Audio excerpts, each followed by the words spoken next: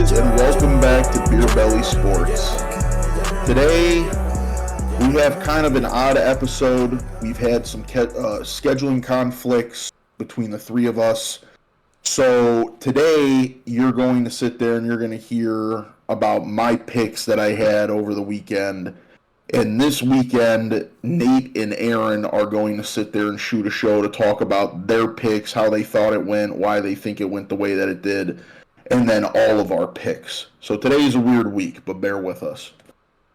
So to get things started off, my picks for the last weekend and Monday was Houston, Dallas, Buffalo, Philly, and Miami. I only hit on two of those, so we're starting off hot, I guess. To go into the Houston game, I think that the way I laid it out on our first pod was pretty much perfect. I think C.J. Stroud is just proving that he's hungrier than anyone else out there. I think he went out there, showed it, and balled out. I think the Browns kind of flopped. Myles Garrett had a rough game. He didn't really do much of anything, which is very surprising because that dude is a straight dog. But that's about how it ended up for the unfortunate Cleveland Browns. Feel pretty bad for Joe Flacco. I think he stepped in, dude, and he balled out. That's all I can say. He showed that he's still got, worth in the league regardless of age. So I think we'll be rooting for old Smokey Joe, no doubt about that. Dallas. What'd you call them? The Cowgirls. I never fucking picked you. I knew it, and I did anyway, and here we are. Looking like the bigger idiot out of all of us. Green Bay, as a Bears fan, sitting there and looking, it was a lose-lose for me, pretty much, whoever I picked, as far as I'm concerned, but I think it's of no surprise in there. I think Aaron hit it on the head that Green Bay was either going to come in there and just rip them limb from limb just in terms of coaching and scheming and all that stuff, and I think that's exactly what ended up happening. Aaron Jones, let me tell you, as long as he stays healthy in these playoffs, that's going to be a scary man. And I will say that Jordan Love has been balling out too, so I think when you got the 1-2 punch with those two, I don't know what to think, dude. I definitely think that game, granted it is the fucking Cowgirls, but I think they've kind of proven that they may be that NFC dark horse in the competition for sure. Oh yeah. That's about all I got to say on that because that was just fucking embarrassing. And Dallas fans, man, I don't know why you guys are. I don't know. I don't even know what the fuck to tell you, man. I don't know what the fuck to tell you. The next thing we had on there too was the Buffalo Bills Steeler game. I will say it at a certain point it got pretty close, and I was kind of surprised. Yeah. Some of the stuff that you had brought up, I definitely saw it. I think that having TJ out there, I definitely think would have made a difference. But good old Josh Allen pulled out the dub, so go beat the Chiefs, please. Please. The next game, we had Miami and Kansas City. That one surprised me too. But here's the thing with all of it, though. I don't give a shit what anyone says about the weather and all that stuff. At that point, that competition's about who has the bigger nuts on the field and shit. And Kansas City sat there and had the bigger nuts. That's what can be said. Anyone that sits there and brings the weather up and all that stuff, don't get me wrong, it's something to sit there and take into a situation like with practice and all that other stuff and whatever, but it gets down to old-fashioned football, dude. It's about smash mouth. It's about who wants it more, all that stuff. So I think with that being said, I think the Chiefs did just that. They showed that they could sit there and they could play, regular smash mouth football instead of having all these crazy highlight reel magical plays that you wonder how the fuck they even happened. And that's my take on that. Some bullshit. I mean, essentially, dude. Some of the shit they pull out of the bag, I'm just sitting there. I'm like, Jesus. Bad, yeah. Taylor's boyfriend decided to play good. He didn't Yeah. even have that many touches, honestly. I don't know, man. They're just. I don't want another Chiefs Super Bowl, dude. And I mean, granted, on top of it's because I'm gonna hear it from one person that I really don't want to fucking hear it from. But like, I'm fucking sick of it, dude. I just, they're a good team. They got good players. Mad respect to them and whatever. But like, I can't, dude. I was a huge Brady fan, and I didn't want the Patriots to win the Super Bowl. I was telling you this before this shit. Like, I can't. I can't. I love Tom Brady, and I didn't want him to win the Super Bowl because I just hated the Patriots. But here the fuck we are. And then the last game, which is actually going to bring us into our main topic of discussion. This is a weird one for us today, out of the two podcasts that we do, because this next topic, after I get through what my take was on the game, it's a very big special one for me and Nate because we really enjoy this one individual, and seeing his entire career and being able to talk about today, we're going to be talking about the media side of things. There's going to be some bashing there for sure, but it's going to be an interesting take because there's a lot to talk about with this one individual, and I'm sure you guys are putting fucking together who the fuck it is. So we'll get to that. But the last game was Philly in Tampa. And I was at work, and I was able to Google the score, every so often when I had time. Took me by complete surprise. I did not have any of it going that way for whatever. And like I said, I'm a Buccaneers fan too, so like, go Bucks, like Baker fucking showing out by all means, keep it rolling, Baker. But the thing that surprised me the most about that game and why I took the Eagles over my beloved Bucks was I thought the Eagles had more fire in that locker room for this one guy. And I will say, as a fan of him, it was very disappointing because I don't feel like the respect was paid. You have to put your shit behind you as a team and look at your leaders and realize, that the clock is ticking on a lot of careers, and you have a team that can sit there and go out and get this trophy and do these things. And I mean, the only word that comes to mind is it was flat out embarrassing. As far as I'm concerned, which getting into the next topic, I think it was just flat out disrespectful, dude. But with that being said, going into the main topic, today we're going to be talking about, everything that's going around revolving, Jason Kelce's retirement. And where there's going to for sure be bits and pieces about this game that, maybe some hot takes, I think, from the both of us and whatever. And, Aaron obviously will get to throw his 2 cents in on Saturday. But, man, I was coming out of work and Aaron sent me a text. He's like, "You did it."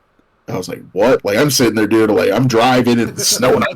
What the fuck is going on? All this crap. And it sure as hell said that, Jason Kelce retired. And I shit you not, like, I was pulling into the driveway when I was reading this. And, like, dude, I sat there. It was like when Drew Brees and Brady and Peyton and, these guys retired and stuff. It's just like just sitting there, like, thinking about an NFL without them and whatever. It's just like, it's weird. And just, you get so used to it, you appreciate, how they play their football and all that stuff, and it's just like, it's like, the whole, your childhood's gone and all this other crap type, like, that big old deal. I swear. But here's the twist that we did in our research. Jason Kelce hasn't officially retired yet. Little did everybody know. Exactly.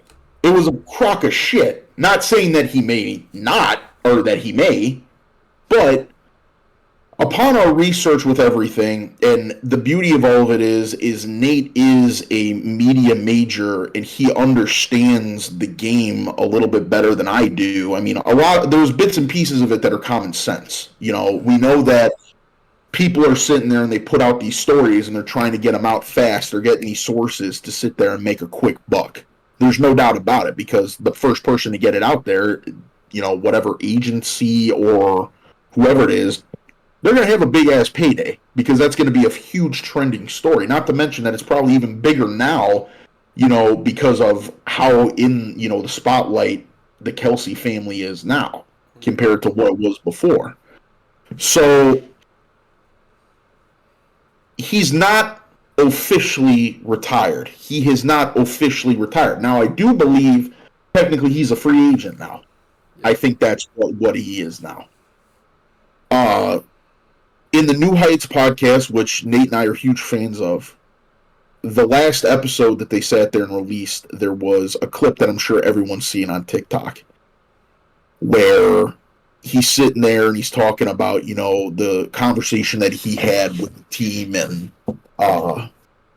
the process of having that conversation and then the emotions during the game. And essentially, he sat there and said that with the emotions that he's feeling, and this is where I think he's responsible with it, because I think he knows how delicate it is. I mean, anyone that's played football that has had to take their last snap, whether it was by, you finished your time or you had to stop by injury, it's something that sits there and it haunts you, because it's something that you long for, that you've done for a huge part of your life, and to think that you're not doing it anymore, that you're just sitting there watching it, it's a weird, I don't think there's a good way to describe it.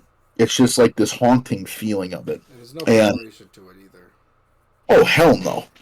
I mean, dude, we talk about, that we're talking about the NFL and stuff, dude. I mean, like, I've had conversations with guys that, only sat there and played their high school football. There was no college for them that they were interested in, and any of it. And those last plays that lead up to that point and stuff, dude, they sit there and they just get burned into your brain, and it's just like you long for that feeling, what it's like to be on a field with screaming fans and your brothers that you're going to war with and all this crap. And I think that's something that our guy has sat here and taken into consideration.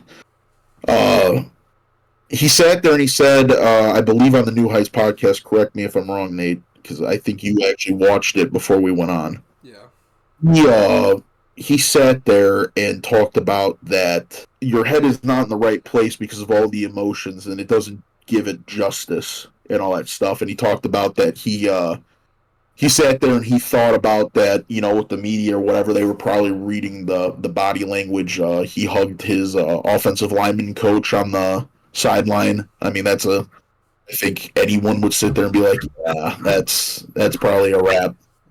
And then, he was emotional coming off, and, he went and saw Kylie and, his kids and stuff. And I mean, it was rough to watch, man, because, like, I mean, anyone that knows us, and I think we even hit on it the last show, it's just like we wanted the storybook ending for this guy, dude. Like, it's just like everyone else in the league, like, you can wait your turn, dude. This dude needs it. He needs it, dude. He's just too good of a guy. But the interesting thing, and Nate, this is, going into your section about it and all this stuff, was some of the stuff that we've researched. Allegedly, the leak came from the conversation that he had behind closed doors with the Eagles before the playoffs.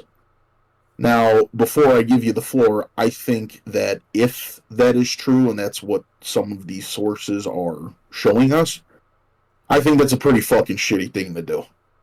Especially for a guy that's put on for the city like that has that respect, that integrated that Philly culture into his life and became a part of it, and he will forever be a part of that city. And I think that's a real shitty thing. But before we sit there and get into our full-fledged opinions, the floor is yours, Nate. Let them know.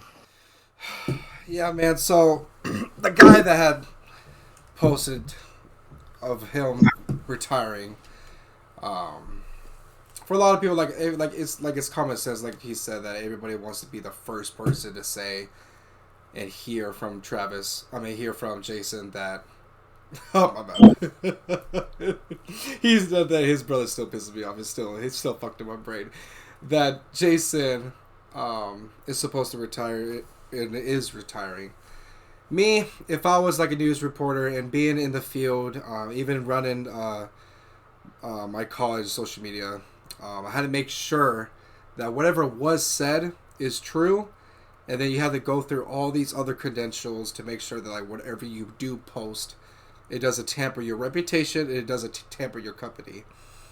For that man to really like come out and say that Jason is retiring, one, obviously we were all waiting to hear the announcement. A lot of not 100% of the time they're gonna say there's no way Jason was gonna come out of the game, come out into the interview and say, yeah, I'm done. Like, no, dude, like he's gonna have to really think about it.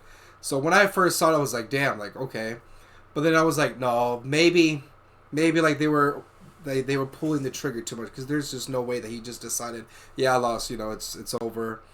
Granted, like all the body language that he was giving on the side, like I was really watching this motherfucker. I was rewatching that shit a lot of fucking times, of him just standing in the sideline watching the final drive of his team go through, seeing him cry, seeing his wife and kids, hugs all around, and then see what he did in the morning, giving his favorite McDonald's worker one of his jerseys, which I thought was pretty funny. I was that's pretty sweet of him, and I think it says a lot for the. Because even when they did it with Brady, you could compare the two, because Brady is obviously one of the GOATs, and Kelce is the GOAT of an offensive lineman. When you think about an offensive lineman, you think about his ass, the grit, the power, his fucking speed. Whenever I played center, I was like, motherfucker, I could be a fucking Kelce. Without all the little injuries that he fucking had, I had more injuries than his ass because I was just stupid.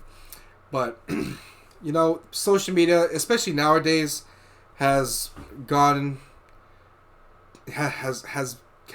worse every single year, and damn near every single month.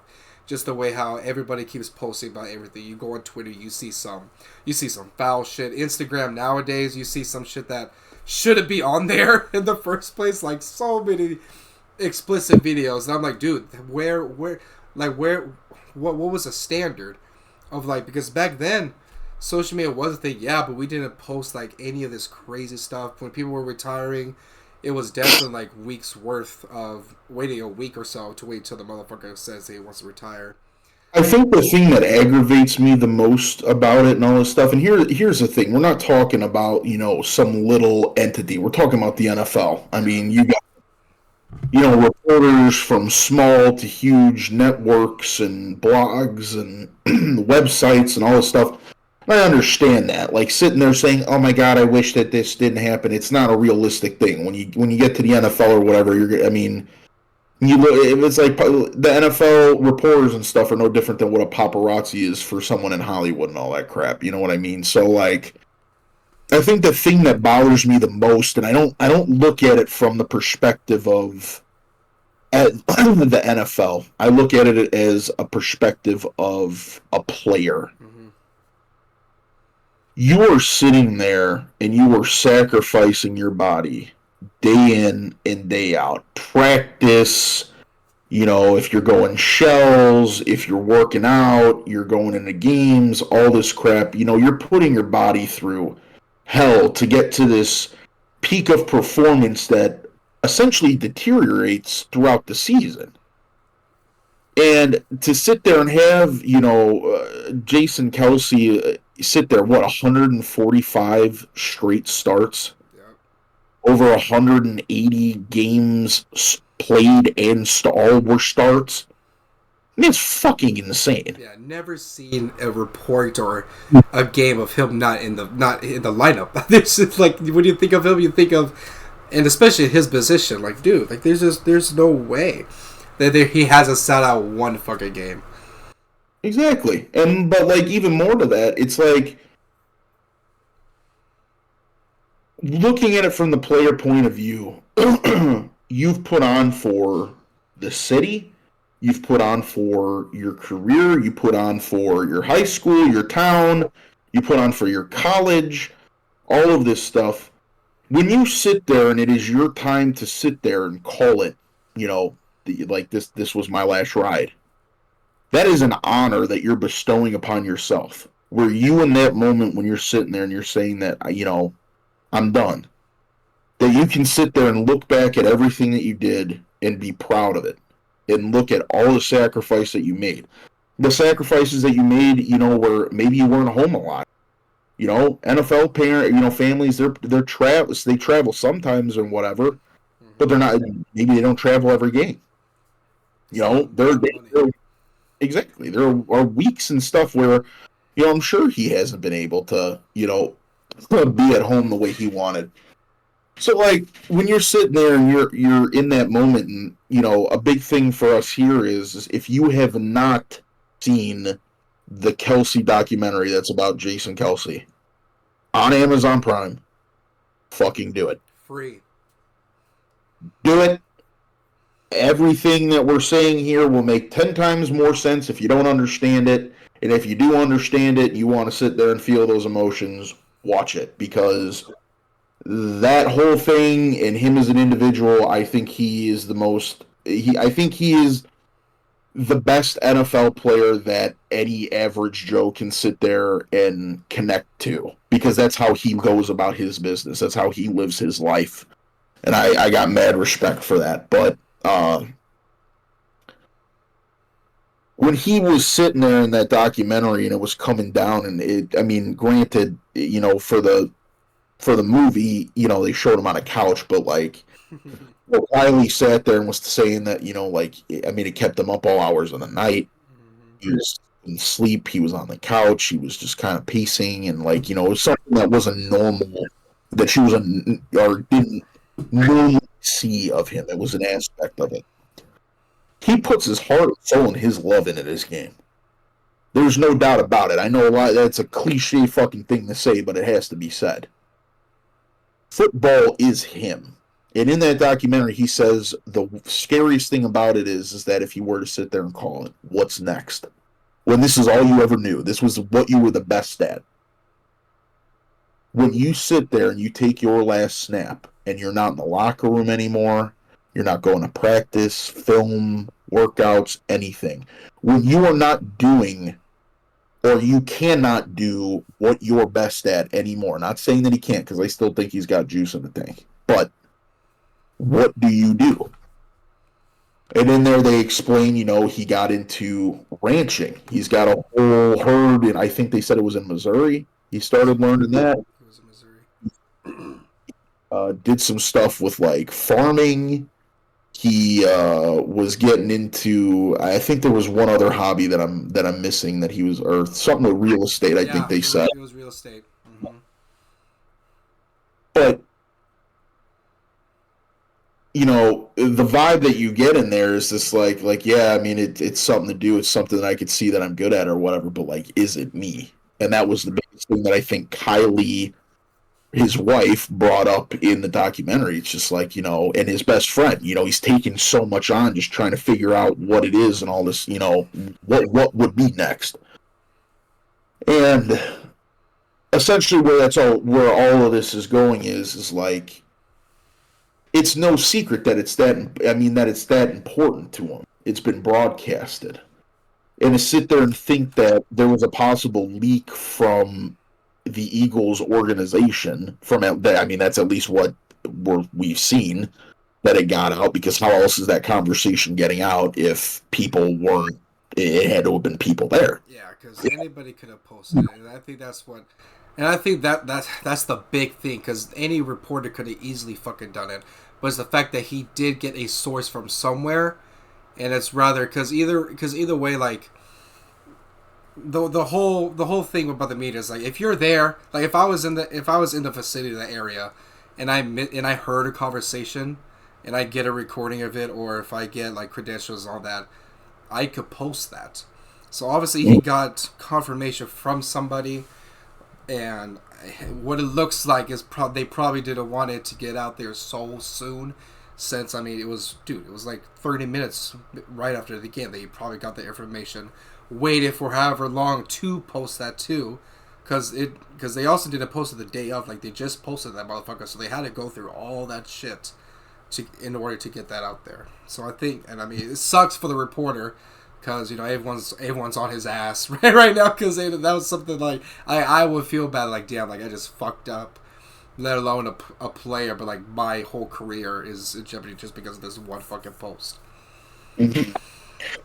I don't think like talking about like the whole retirement and all that stuff like Jason Kelce, dude, he's a good dad. He's a good dude. He's got like just that blue collar, kind of country ethic with all of it, and it's just like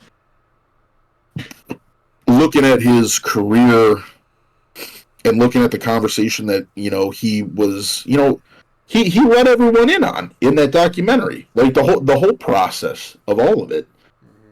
Well, he didn't have to sit there, and he didn't have to do that. Now, are you sitting there collecting a good check in the process of that? Probably. But besides the point, I mean, it's a very private thing. I don't think that there's an amount of money in the world that can make some people comfortable sitting there sharing some of those things. Oh yeah. That's the guy that he is. And I think he has juice left in the tank. The question is if he ends up not calling it, and you're getting 1 year. There's nothing after that. If you're getting it, you're getting one more ride if you're lucky. Is it in Philly? And if it is in Philly, are they figuring their fucking shit out with fucking AJ Brown? Are they getting Jalen Hurts, mentally sound, to not sit there and fucking freak out and all that shit? Like, Sirianni's still there. There's a lot of... We're at the turning point right now, ladies and gentlemen, where we're seeing, major changes in the league. And we've been seeing little ones throughout the last couple of years, but we're at a point now where you're seeing things drastically change. Coaches that you would have thought would have retired before they would have parted ways, like Pete Carroll and Belichick. I never thought I'd see them in any other uniform or wearing any other colors. Now, I think the storyline with Carroll is I think he's doing like what Bruce Arians did with Tampa. I think he's going up to the office. So technically, I guess he's still a part of the, Seahawks like that and whatever. But I'm sure he's still got his, coaching resume thrown out there too. And then, Belichick, a lot of people were in Vrabel too. You got the Cowboys. Well, hey, Cowgirls, what the fuck are you going to do? Because Mike Carthy ain't it. I'll tell you what. You want me to let you in on a secret, Cowgirls? Dak Prescott isn't it either. Dak is dog shit. Yeah, we saw that happen. Because what did I say? That motherfucker was going to choke and throw some picks. If fucking Jerry Jones sees that, I just fixed the entire franchise right there, bud. Cry me a river. But, kind of moving on to the next aspect of it too is just like, what if he does come back, where is it? In that documentary, I think you would agree with me. It sounded like, Kylie will have his back through anything wherever he's going, but Philly has etched so much into their family and stuff where, I think it would be a hard thing for them to do, to think that putting on another team's colors and going somewhere else, I think would, kind of hurt them in a way. But I think the craziest thing that I've seen, if he doesn't retire, and I think he's likely to retire, I think... What percent would you give him? I'd say about like... I mean, shit, all that he is. Look at what Tom Brady did. I think Tom Brady came back because Scheffner fucked it all up. Yeah. Just because of that. So like to sit there, I think that Jason Kelsey's the same way because he wants that experience. He wants to really feel that feeling, all those emotions that sit there and come with it. Like if you had somebody fuck that up, dude. I mean, what's one more right at this point, right? Yeah. But the wildest thing that I had seen is like, and I'm sure Chief fans will sit there and fucking blow this shit up, but there was a take that the perfect storybook ending that is possible is Jason Kelce goes to the Chiefs. They bump over Humphrey to guard, and you have Jason play center 1 year. You're not sitting there paying him a fucking, a crazy boatload of money because, I mean, it's his last year anyway. Yeah. And Travis and him finally get to sit there and play together. Like, not like how it was in Cincinnati, because I don't even think they count that. I can make that clear. But, like, to sit there and say that you got to play with your brother at the highest level, to sit there and get to play with the coach that drafted you, to sit there and walk into a locker room that is sitting there and ready to sit there and win because of the guys that they have on that team or whatever. I mean, I think it's a long shot for sure. Mm-hmm. But, could be. I mean, fuck. Anything's possible at this fucking. And I mean, really, it could be dangerous too because you throw him in there, dude. I feel like the chemistry in the locker room would just go through the roof. Honestly, they would probably win a ring just because of his ass. That's even the crazier thing to think about it because like somebody like had brought this up to me like when it all kind of first started, like because of their podcast and stuff, it's like the Chiefs and the Eagles are like friends. Yeah. Like buddy teams and stuff, you know what I mean? They are. So it's like if you sat there and like you moved it over, I mean it's like you're gaining something. I mean it's like you're kind of falling in there, and on top of it too, I mean he's played for Andy Reid before, so he knows the type of offense that he's fucking sitting there running. Something that he's used to. So is it a long shot? Yeah, I think so because I think that there's a lot of things out there that kind of have led up to a point where I think he's done for sure. But I mean, shit, dude. I mean, if him and to sit there and I think that's like the last thing, dude. Like you won a Super Bowl. You're this crazy, all pro, future Hall of Famer, all this stuff. The one thing you have left on your list is to sit there and play with your brother. Yeah, because he wouldn't be doing it for the money. Most of it would just be getting another ring and playing with his brother, like you said. And to sit there and say that you could probably double dip in that too, because they're going to sit there. I hate to say it, they're probably going to always. They're going to always be there until I think the coaching change happens. So you could sit there, play with your brother and your coach that drafted you, and sit there and go and try and make a run at a Super Bowl. Mm-hmm. And what's the one thing that Kansas City's been needing in the locker room? They need that type of guy. Yeah. So, again, I think it's a crazy fucking long shot. I think it's a real hot take, but you'll get a lot of endorsements out of it too. It would bring a ton of shit, dude. I mean, like the other thing on top of it too, like if he didn't want to give up the game, it'd be easier for the parents to go because guess what? You're going to Kansas City. Mm-hmm. I mean, I don't know. Like, there's some things, dude, that like the thing is I don't think he will ever leave Philly. I will say that. I think if he were to come back and all that shit, I think that it would be either as an Eagle or he would sit there and retire. If he doesn't, that would surprise me because I feel like that's just the vibes that I read off. But if he were to do it, that's what I think what he would look at to try and do. I'm sure Travis just fucking sat there and hit him up, dude. Like, hey. Definitely after the podcast, they definitely talked about it, especially the way how Jason was crying in it too. It's like, damn, man. I was like, I know he feels bad for his brother more than anybody in the fucking world. So you're saying there's a chance? Honestly, honestly, I could like. There's definitely a chance that could fucking happen. Cause dude, there's no way. Cause if I put myself in his shoes, like you gotta think about his family, especially with how the documentary came out and the way how they expressed it. I could definitely see him do another year and really like, do it like not like the Brady route, but do it to where everyone knows it's his year, it's his last year already. Mm-hmm. Enjoy really every single game that he has that last season. Because I wouldn't say that I'm not gonna say that he did enjoy this season, but to really like push through, even if he goes with the Eagles. But if he goes to the Chiefs, dude, one, it'll be a hell lot easier because you don't gotta worry about a fucking quarterback losing his shit. You don't gotta worry about your defense salary. You don't gotta worry about fucking losing in general. And the Chiefs need him more than really Jason needs the Chiefs, I would say.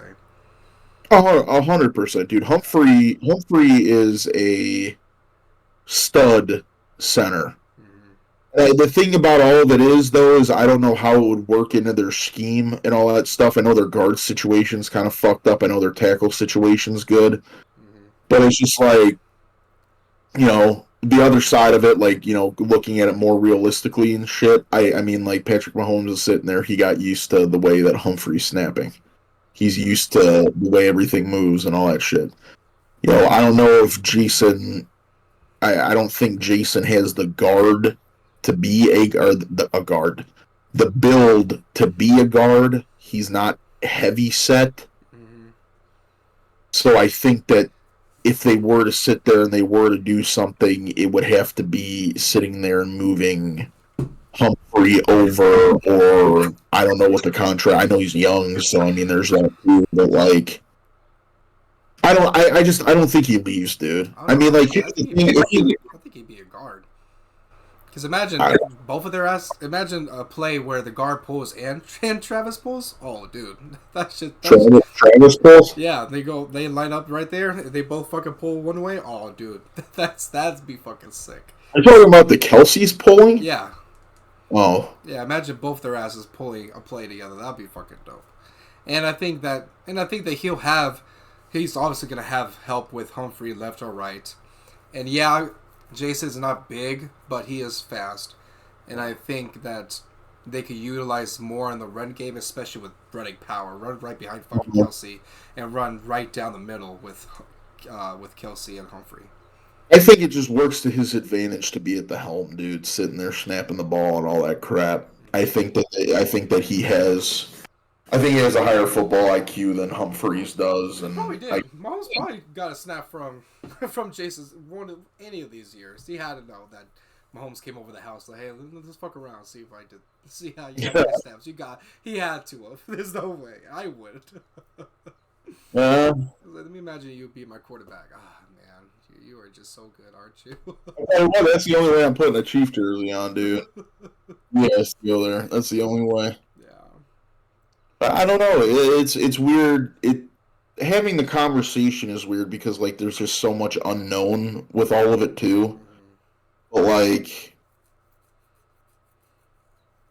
I think he's looking at this situation more as a father now. You know what I mean? Like the girls are sitting there and they're at an age now where they're starting to be able to remember things and all this other stuff and like trying new things and they're getting into new things and I think that's something that he wants to be a part of. But I also think at the same time like to sit there and still have something left in the tank too. One more year. It's just like you get to do something you love and you get to make a couple $1,000,000 doing it. Like you're sitting there, you're setting everything up and whatever. So like, yeah, there's the play that comes with that, but like at the same time, like how much more can your body take? How much more can X, Y, and Z? Like Yeah. there's a lot that goes into it. Bottom line, dude, is that he's always led by example, dude. Like I think his Brady-esque type deal was being this undersized guy and going from linebacker in high school and be a walk-on to earn a full scholarship to be a center to be an O lineman and go from Cincinnati that, Cincinnati doesn't really jump out to me. I mean, granted, I'm a bigger SEC guy, but Cincinnati doesn't jump out to me as like many guys making out of there. But to see how he came out as an O lineman and the difference that he's made, and like people are sitting there actively talking about his play. Mm-hmm. Like they talk about Travis sitting there scoring a touchdown and all this other shit. That says something. And then to have his brother come out of there just the same and be the superstar tight end that he is and all that crap. I mean, it's. I don't think there's a real good way to talk about it because, like I said, there's so much unknown. Like, I think he's also the type of guy that would sit there and be like, "You ruined my fucking retirement, so now I'm gonna make you look stupid. And I'm gonna go back." Yeah. You do that. Brady did it. Mm-hmm. Which I can see his ass fucking do that too. He would put it out to the public too. It was like, you thought I was finished? Nah. Uh-huh. But then at the same time, like I said, with the documentary, like his wife wants him to be done. Like the I don't, family. I don't think it's necessarily that she wants him to be done. I think she wants him to be done before he starts seeing the effects of everything that he's done. In there they talk about like the swelling and everything. Like, when he's sitting there on the couch and he's got, the machines hooked up and packs of ice like you fucking got, dude. But that's gonna come, dude. That's gonna come as soon as like that. Like that's probably gonna happen to him within a couple weeks now, just because his season's over. Like he's gonna be the same. He's gonna feel the same because we all have done. Whenever the season's over, we have. I mean, at least our college, we only had 2 weeks off, so we really didn't have a fucking recovery time.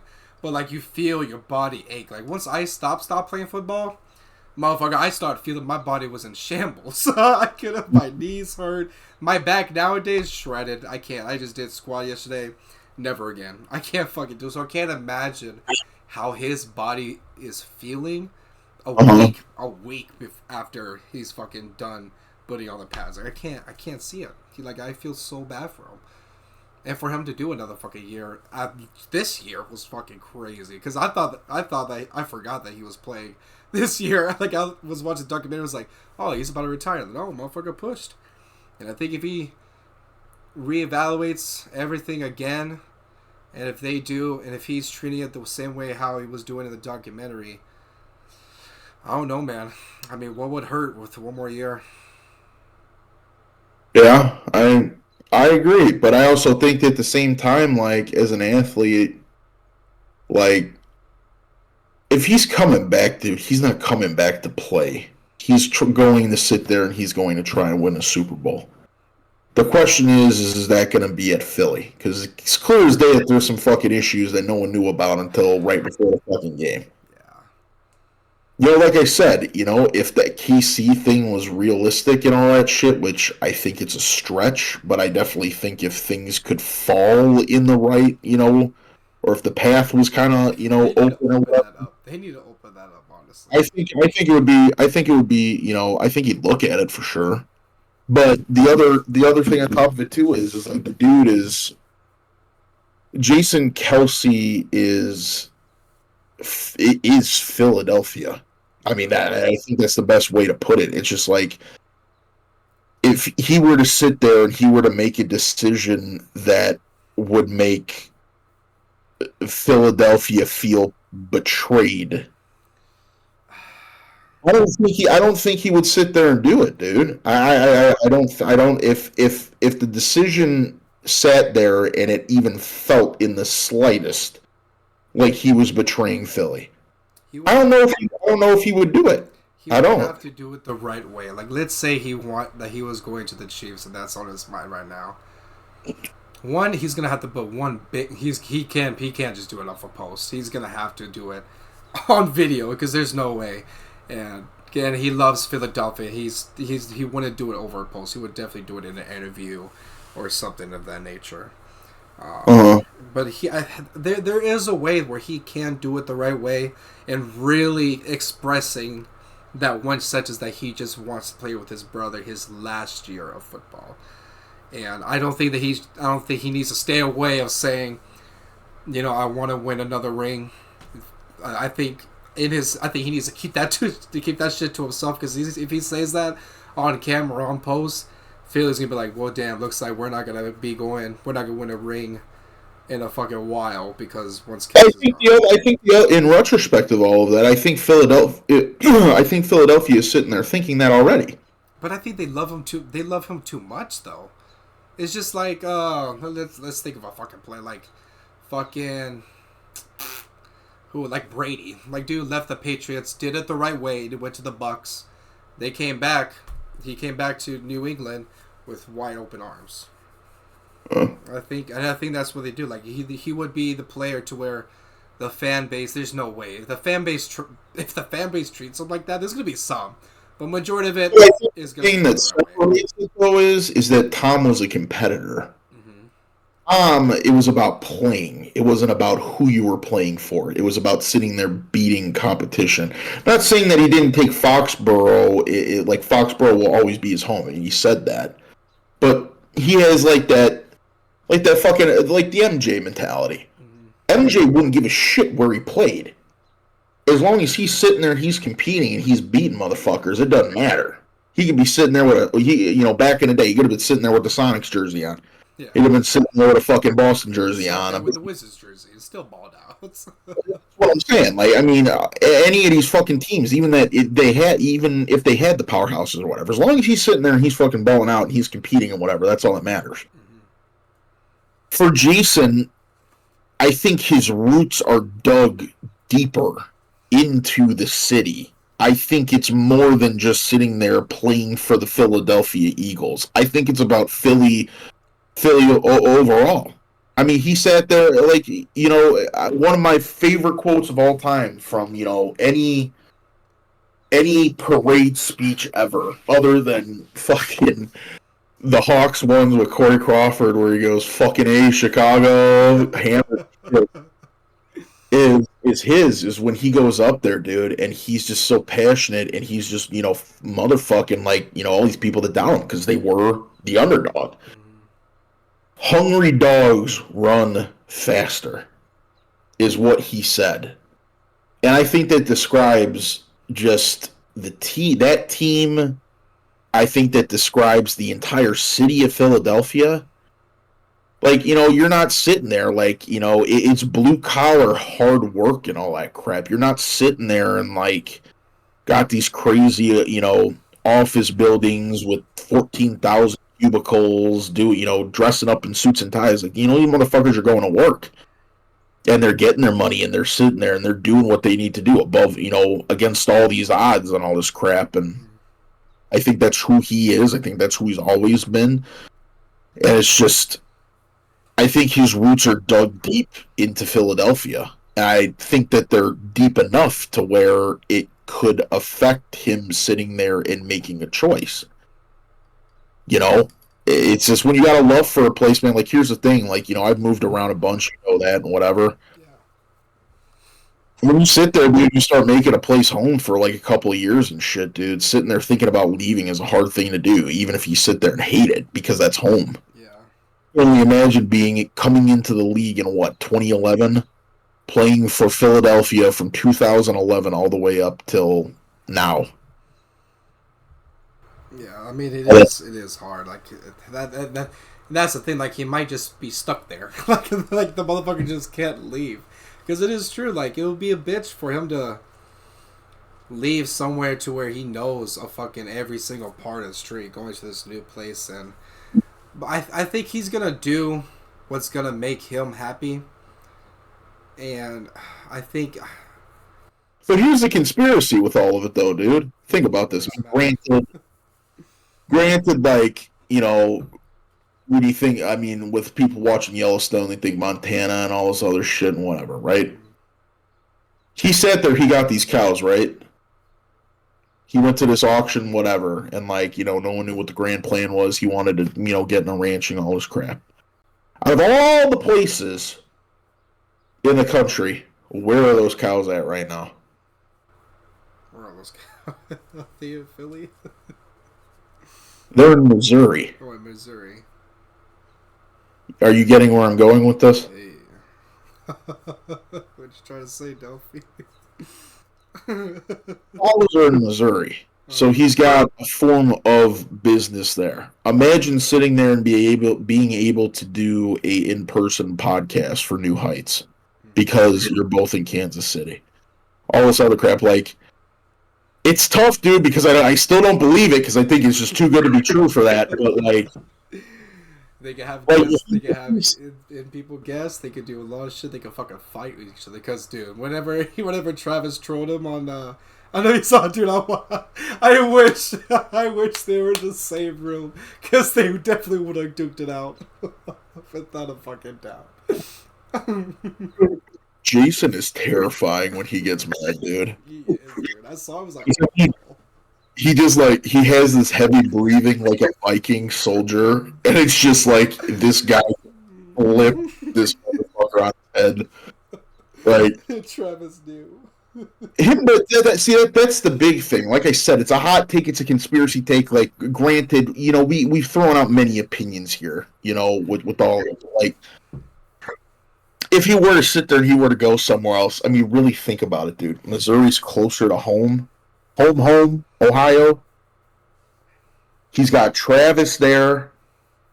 He's friends with the entire team, or the entire Chiefs team. He's got his cattle there.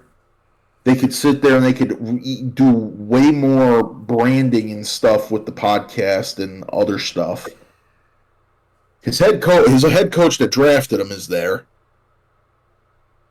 Like, here's where it comes in. If you're really going to sit there and believe it, and I'm not saying it that I do by any means, because I at the end of the day, I think that there are a lot of arrows that are pointing that, this is probably it. Yeah. But if he were to sit there and he were to go someplace that was going to sit there and give him his run at a bowl, play with his brother, make the podcast easier, make his other business venture easier, be closer to home in Ohio where he can actually go home to go see his ma and all them and stuff. I mean, it's kind of hard to look past, dude. I mean, the more you talk about it, the more they're like, hey, it's all sounded pretty damn good to me. I think that aspect of it would be cool as shit, dude, but like, I don't know, dude. I think like the vibe that I got from that documentary is that he's a one team guy. Or, at least Kylie. I mean, Kylie made it abundantly known that she's a one-team person. She said that she probably wear his Eagles shit at whatever team he was playing for if it got to that point. But, I mean,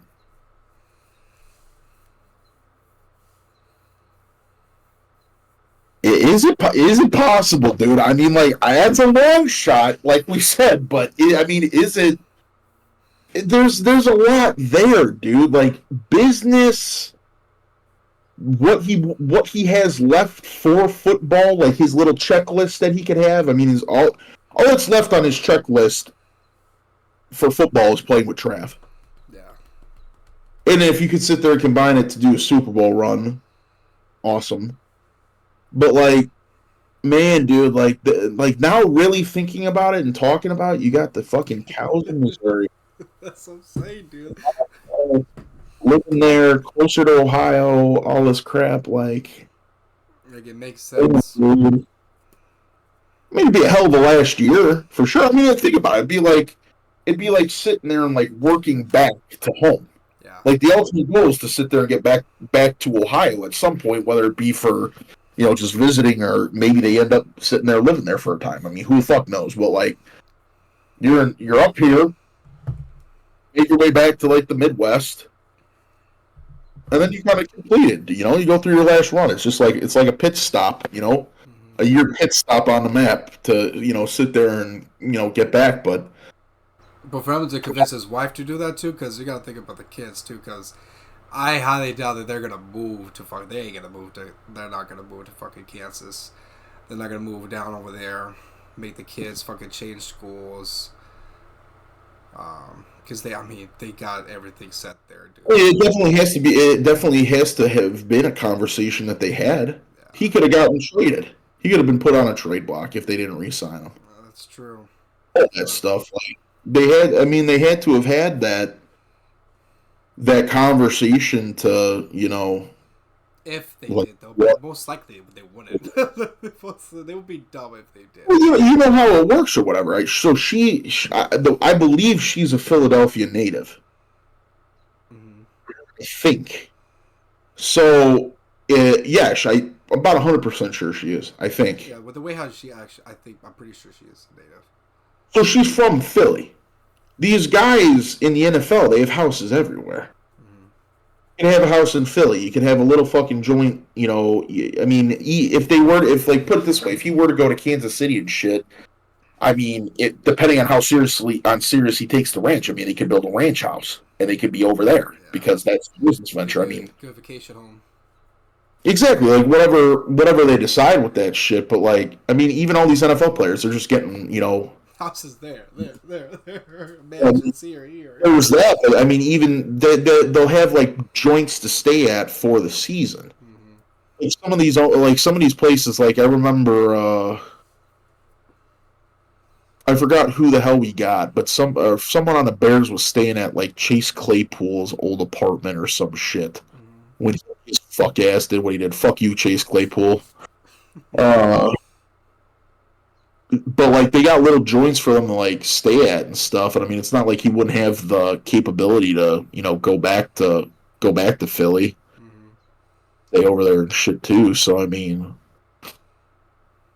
I don't know, dude. It's tough. It's tough because like, damn, that Missouri stuff makes sense now, dude. Oh, like, are we the first ones putting that out? Like, if we're the first ones putting that shit out, dude. Dude, imagine he goes. I'm posting this bitch over and over and over and over again. I'm tagging NFL. I'm tagging everybody. You need a reporter, get us, because we know what we're talking about. And then watch him just fucking just retire. Like, oh yeah, okay. In another universe, that motherfucker went to the Chiefs.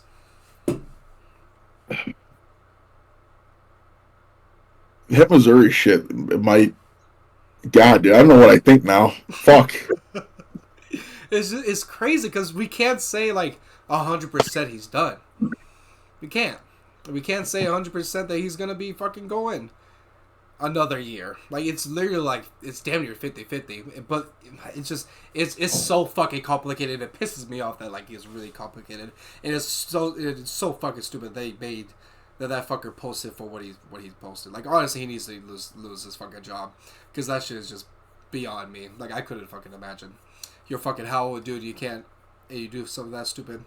I would have not done that something stupid. NFL, you need to fucking hire my ass. But dumb fuck.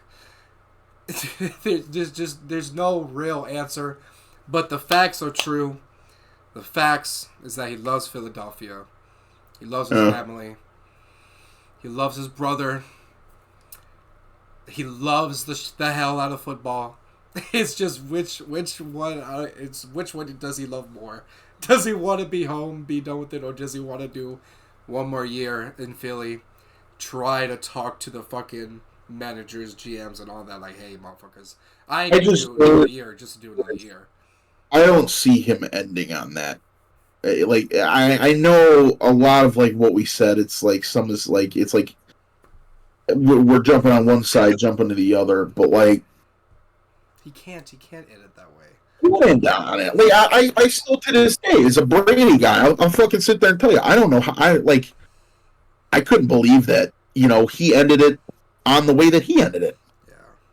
Well, just with all that stuff. Not saying I'm a fan. I don't control these guys' lives. I'm not sitting there saying you control these guys' lives. Like there's a point in time where like yeah, you got to take the the real world into the equation, but like.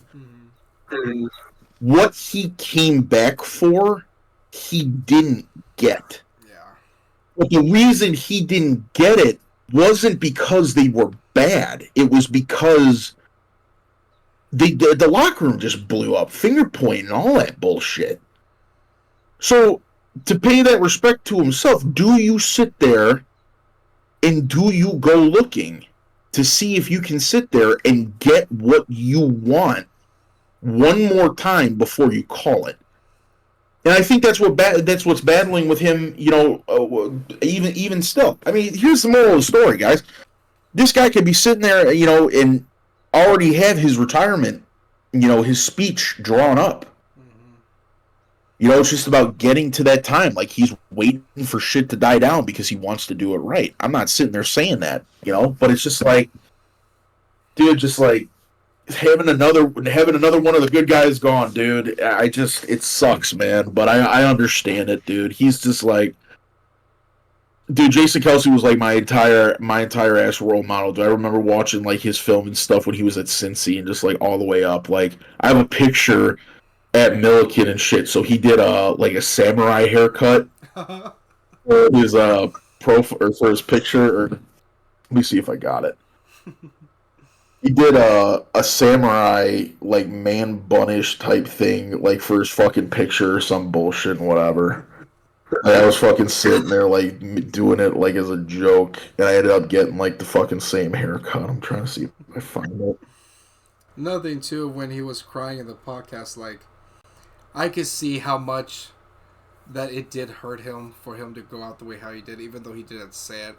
He was like, a lot of people tell him like, oh, that sucks for you to go out that way, and he was like, no, like don't feel bad for me. Like, I still had plenty of great games, and then that's when he started to just shut down. Like, I didn't even wanted to cry for that for him, dude. I felt so bad because the way how he did go out is nothing that he can really control. Because once again, like, we're only linemen. Like, the only thing we could do is block. Time out, dude. I found it. So this is the picture that he had, dude.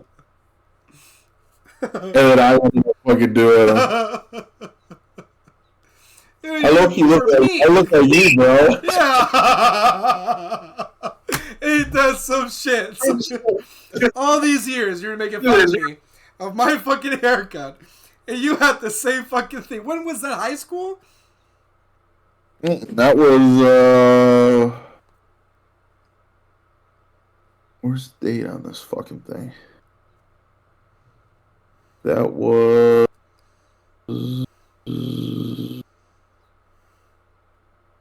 my sophomore year. Dude, I didn't get a bun till. Oh well, I cut my damn hair off in high school. What did I get? I didn't get my bun till I got to college. Because I was still growing in that growing phase. I don't have a picture like that because it wasn't a good haircut. It wasn't a good haircut at all. By all means. No, dude, ain't no way.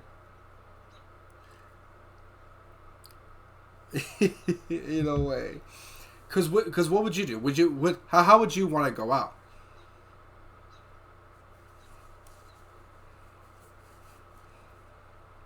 Maybe like the way how you went out your college life.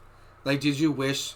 Like, obviously you wish that you won a ring. Obviously that's in our fucking. The ring for us was always the standard, but it's just like. Because for me it was totally different. Like, I had to walk away from it. That season, I knew after Carthage kicked that game-winning field goal that was like fucking 50 yards or whatever the fuck it was, or like. God, I forgot that shit pissed me off. I sat there, I took a knee, and I got away from everybody and shit, and I was watching, and as soon as I saw that motherfucker go through, I was like, yeah, like, this is how the season's gonna go. And then, sure as hell did. I mean, we were fucking sitting there losing to these fucking joke-ass teams that we'd been owning for the past 3 years and shit. And it's just like, when we got to North Central, I sat there and I had, Travis messaged me. I think Danny might have. Jake Gates, McMillan, one of my friends, Jimmy Montgomery. He was a player there. I was getting all these messages from, old coaches and uh, old teammates and guys that I didn't even play with, but shared in the same experience of being a part of the team at one point. Mm-hmm. Just when I was there, and uh, you feel the history, dude. Like you feel like what you're putting on for. Like you feel the love, and you feel like it's something that you can't even explain it. It's just something that you feel, and then like when you walk out there, and it's just like you're sitting there, you're going into stretch lines, and like you're just sitting there, like you're looking around, and you're like, God, like this is the last time I'm looking at this. Like the next time I'm going to be sitting up there and you know, in a seat looking down, like not knowing everything that's going on. Like we're running this play, or we're doing this or that and whatever, and it's just like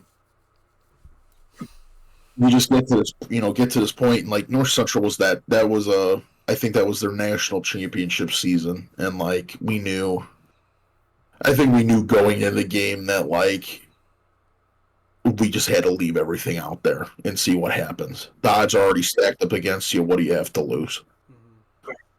Mm-hmm. And I went in there, dude, and I just I left it all out there.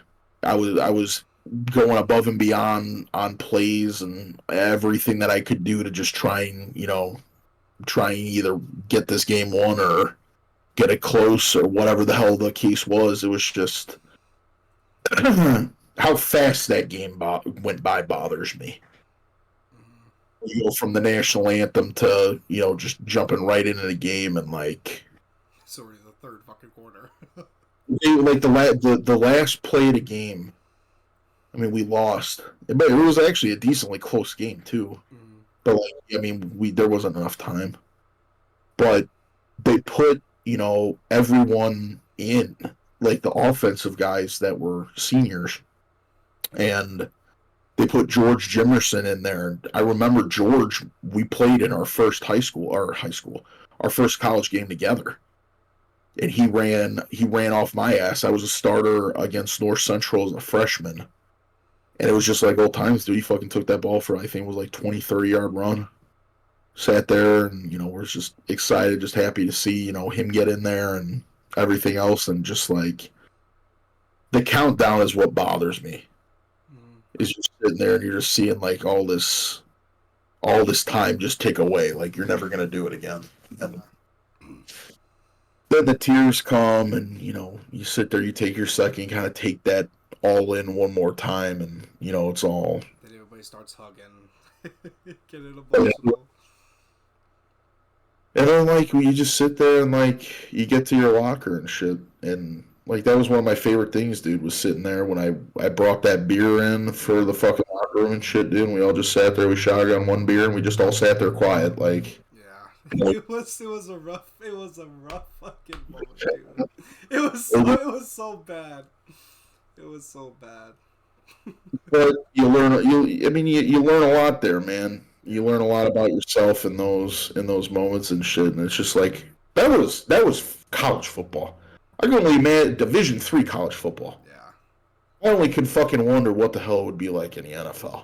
Like yeah. that, see, that's the thing. Like if we're sitting there, we're getting all mushy gushy, and you can feel that with that. I can only imagine what it is all the way up. Exactly. And for him, like we only did 4 years. His ass did double digits on the same fucking team, and that's what I'm saying. Like we all have our different stories that of why we of our last like football snap into the football season. We all wish that it would have went different way, but we all chose what was best for us, basically.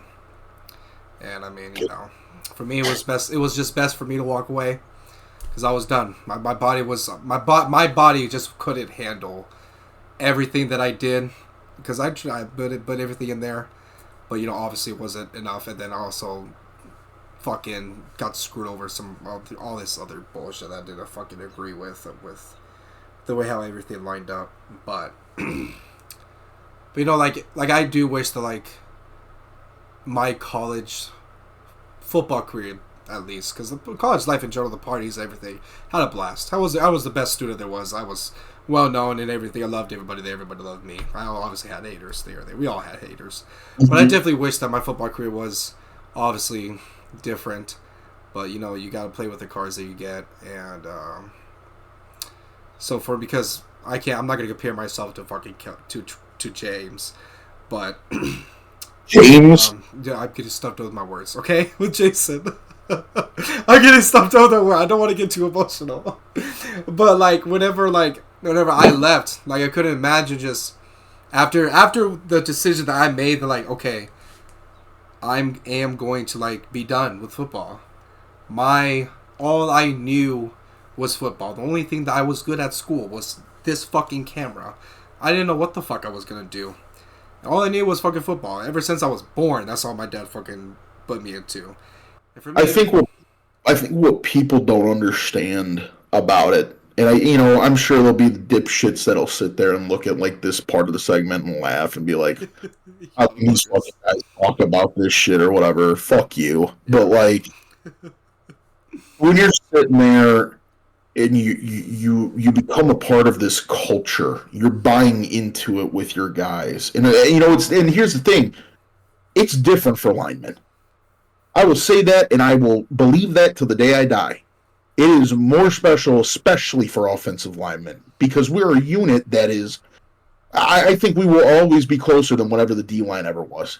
I fuck the D line, but we were a unit, and I think that Coach Allgaier, I give him all the credit for that. We ate together.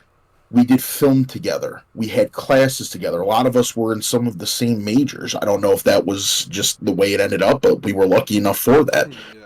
We would sit there. We'd take ice baths together. We'd go to the winery to go grab burgers and beers, on Sundays together. It was just, you were never alone until you damn near, not damn near, until you fell asleep. And when you're sitting there and you have that togetherness where you're not alone, and then you go to the point where it's no shot at having a significant other, kids, whatever, but when you sit there and you don't have your guys anymore in that aspect of things, there's anxiety, there's depression, because it's just it's like you're entering a whole new universe that you never experienced, because you were doing these sports all throughout your life, and the whole team culture and the team ethics and all of this shit is all you knew. I remember when I was little, dude, I'd love to sit there and I'd love to get my dad on one of these days. We need to do a parent one. I swear, dude, my dad coached me when I was a hockey player when I was back in Chicago, my entire life, and Yeah, same I here. remember going up to him at the end of every hockey season, and I was just I felt like I was gonna have a panic attack or something, because I got to see these guys throughout the week. You had games every weekend or something, whatever, and you get used to seeing each other, and then you become friends, and then your families become friends, and then you're going and you're hanging out, and you're going out to eat, and you're doing all this stuff, from your little to the time you get to high school, all that crap. Mm-hmm. And it's just life slows down. You're not, hockey season's over. You got people from all over that are on the team. You got people in LaGrange, you got people in, not that they're far, but they all go to different schools. They all do this, they all do that. So sitting there finding the time to sit there and do stuff was tough. And I used to go to them. It's just it was just, I would bitch about the feeling every time. All when I was little. It was just man, I really missed, the team. And the thing is that the team's not going to be the exact same way the next season. Mm-hmm. When you're sitting there and you're drafting, you're only going to get so many of those guys back. So those guys that you became friends with, you're going to be playing against. And it made things weird.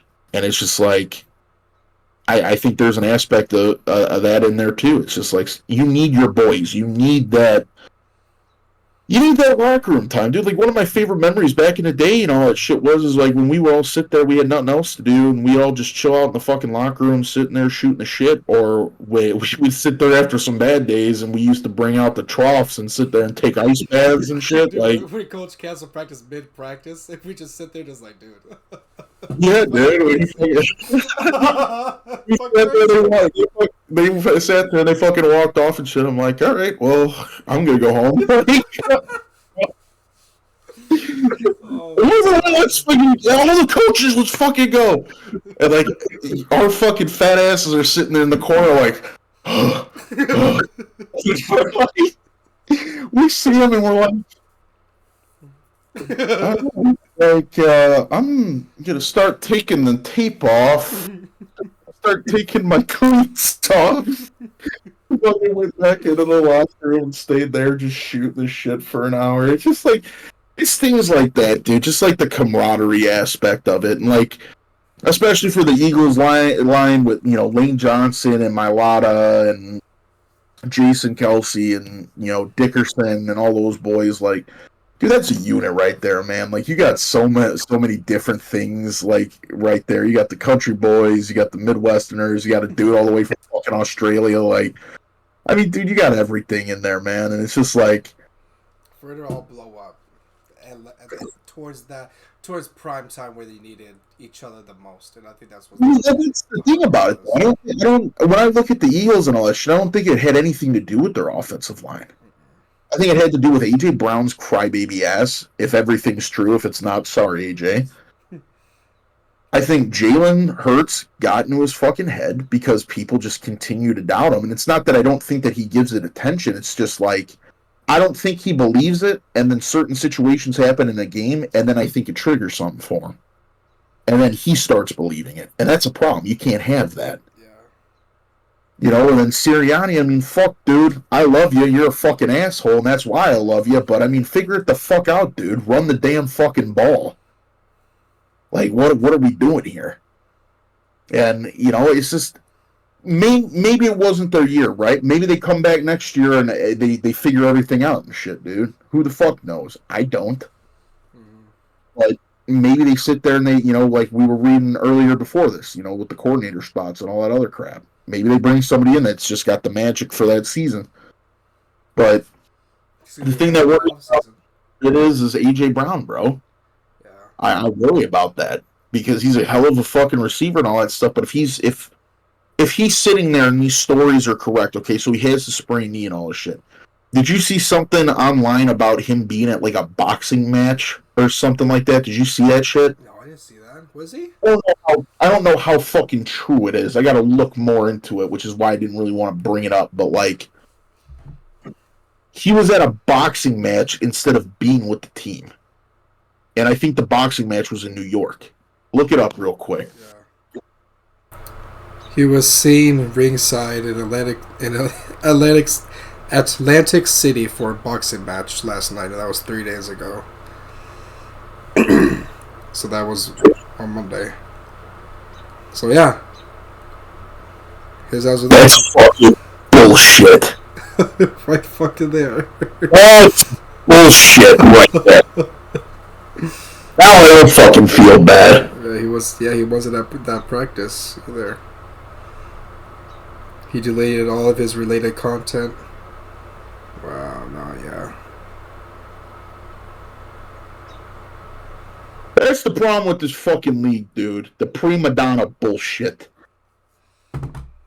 I'm not saying that he was the only problem, because they had a lot of problems that they needed to figure the fuck out. But that pisses me off because you gotta buy into it, dude. Like, that's the thing that, like, even in college and stuff, like, if you don't buy into the history of who you're playing for and whatever, why are you there? Yeah. Like, you're putting on for a whole city, dude. Especially cities like Philly, like Pittsburgh, like Chicago, Cleveland. like fucking Cleveland, like all these joints, dude. Where you got all these hard-working people and shit, dude. Like, you have to buy into that. You have to adopt it, and all and all that shit. I'm not saying that there are not hard workers in every other state, but what I'm saying is like the blue collar-esque type deal and all that shit. That's what it is. So I don't fucking know. At the end of it all, I'm glad that we fact checked that before we went deeper into it. But like, yeah. I mean, that's fucking pitiful, bro. It's pitiful. But I don't know. Dennis Rodman. that could fucking do that shit. I swear. But, all in all, man, I'm interested to see your guys' show. If I can make things work, maybe I'll fucking be able to pop in, but odds are probably not. But I'm looking forward to sitting there and hearing what you and Aaron's takes are on the picks that you guys made for last weekend. And I'm going to be interested even more to hear about what your picks are going to be for this weekend, for sure. And I'm even more interested just to see what Aaron thinks about if Jason Kelce's done or not. So, if you guys Well, what's your haven't picks? already, my picks, Yeah. I don't think we said that. I think I got to work on like about 2 or 3 more. I said I'd send them to Aaron for you guys to bounce on that. I got a couple more. There's a couple ones that I'm kind of feeling out a little bit. But if you guys didn't already know, we are planning to shoot on Saturday to sit there and make the next week's or this week's picks. It may be just Aaron and Nate for that show. We had some scheduling conflicts for today, and unfortunately for Saturday as well. I'm working, so tune in this Saturday. We'll get the video up prior to the games and all that stuff, and Nate and Aaron will sit there and take you on a ride, folks. It's gonna be one funny ass podcast. See where the fuck this shit goes. Our intro man's gone.